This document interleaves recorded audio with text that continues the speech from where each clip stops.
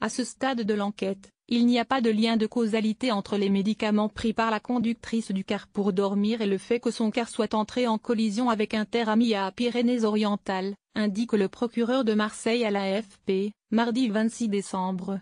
C'est l'avocate de 3 des 6 familles endeuillées par l'accident, survenu le 14 décembre, qui avait soulevé cette question samedi.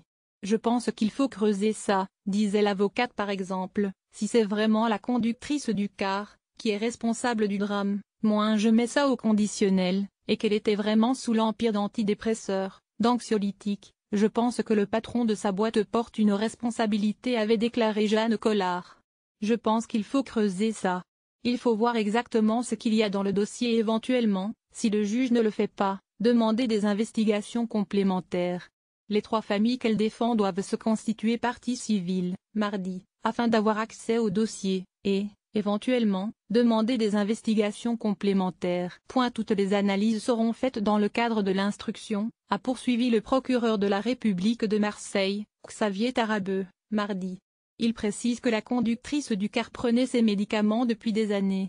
La conductrice, contredite par des témoins, le car scolaire, qui transportait 23 collégiens, a été percutée par un terre sur le passage à niveau de Mia, tuant 6 enfants et faisant 5 blessés graves.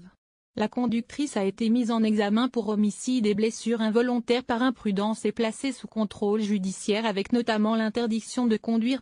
Elle a assuré au cours de ses auditions par les enquêteurs avoir vu les barrières du passage à niveau levé.